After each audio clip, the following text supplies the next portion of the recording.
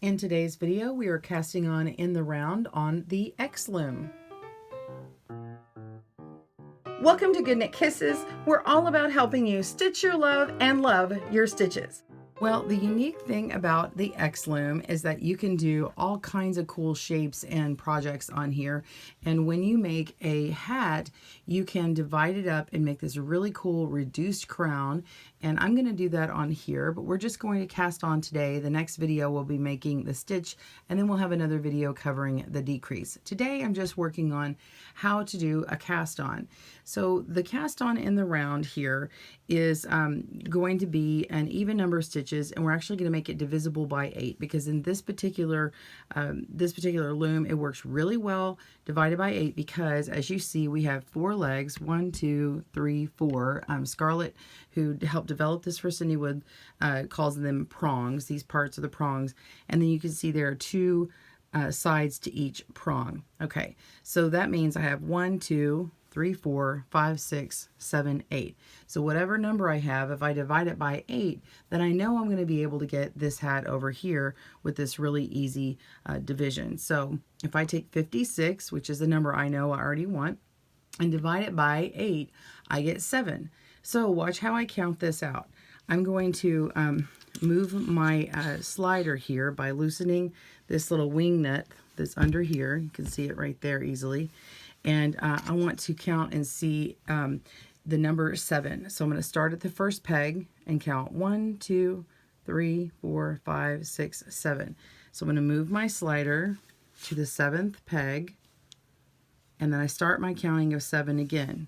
Okay, now notice this first one is kind of the middle point of this bend right here. So I want to count just up until this next one and watch what happens. So I've got 7 ends here.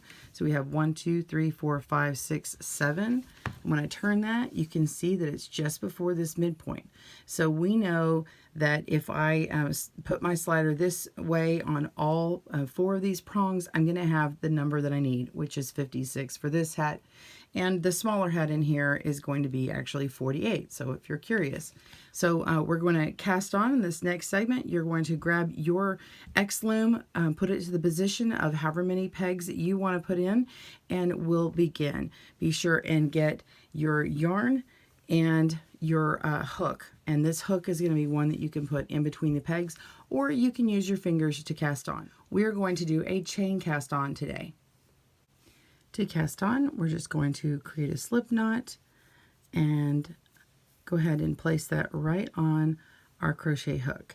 If you need to know how to make a slip knot the way I did, I just wrap it around my finger twice, take the back loop over the front loop, and do it one more time up and over the tip of my finger, and that creates a little loop.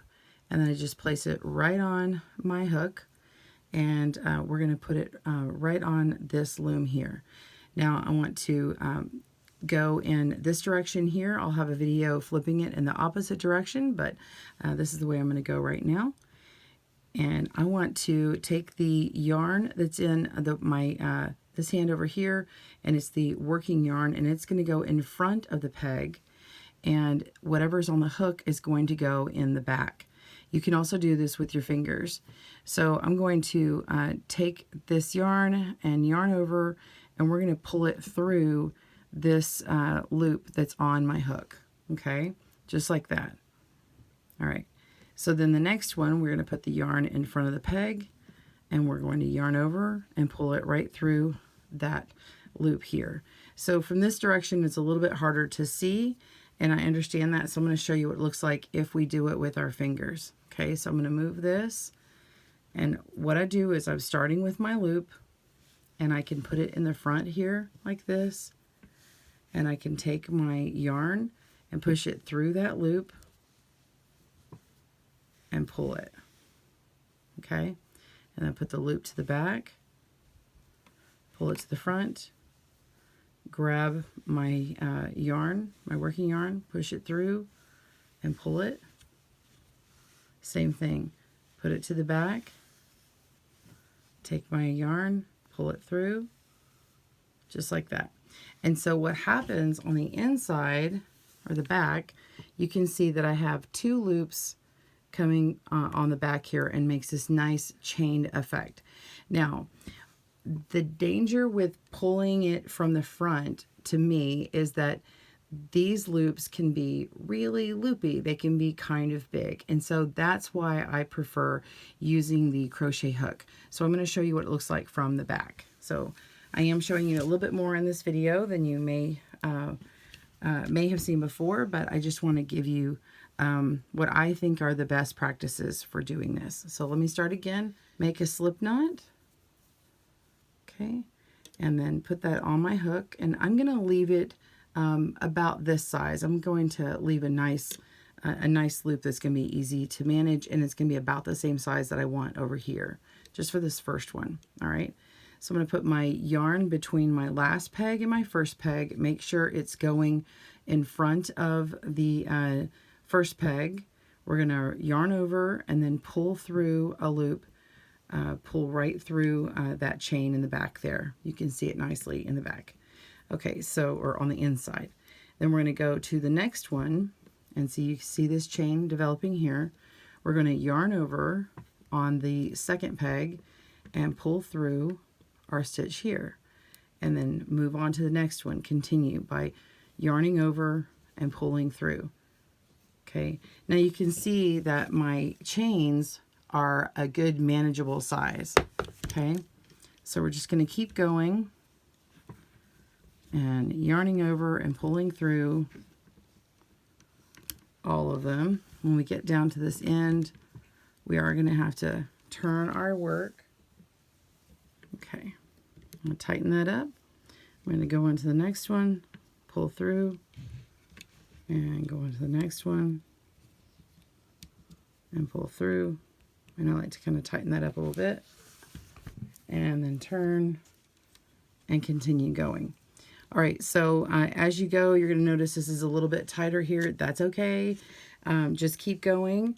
And that's exactly what I did on this one. So it all worked out really well. These stitches are still nice and even. And so you're going to keep going all the way around until you get to the end here. And I'm going to show you a new little hack that I've figured out, how to make it look like there's a continuous chain here. So it's an extra little step that you may not have done in the round before. All right, pause your video and I'll see you in a minute. Okay, so I'm down to the end and I've got the chain cast on everywhere. And I want to connect from the last peg to the first peg. Now, I would recommend just going ahead and take this extra loop and putting it on the first peg and knitting it over and continuing. But it doesn't actually continue to get a chain between these two, and so you have chains between everything else. So I'd like to get that solved, right? So we're going to go around peg one more time and just go ahead and do it like you normally would. You can do it from the back too. I'm just doing it from the front today. And then now I'm just going to put this extra loop right on top. Okay, so that's the last loop and it's going on peg 2. But don't worry about that. It's still going to be fine. So I'm going to take my yarn and kind of put it to the back there. I'm going to knit over peg 1, and then we can actually start working peg 1. Now you notice I actually am not working peg 2 just yet, and that's okay. I want this peg 1 to kind of sit lower than this next one. So what I want to do is start working on my my stitch pattern, my very first stitch, and we will move on from here to the next video, and you can get more information on what you would do next for the boyfriend hat, which is this one over here. But whatever stitch you have, go ahead and work the first stitch, and then when you get to the second stitch, you'll just treat these two loops as one. So if you're going to do a knit purl, like a 1x1 ribbing, then you would just work these two as a purl together. If you're going to do a 2x2, so 2 knits and 2 purls, work this as a 2/1 together like that. So that is how you chain cast on. If you want to catch our next video, be sure and click down in the link below or hit subscribe and hit the bell icon so you can get more videos, and subscribe to our newsletter so you get all the patterns when they come out. And the next one up will be the diamond lace stitch, learning how to work that on this particular loom. Have a great day and happy knitting and crochet. See you soon. Thanks for joining us today, where we help you stitch your love and love your stitches. See you again soon.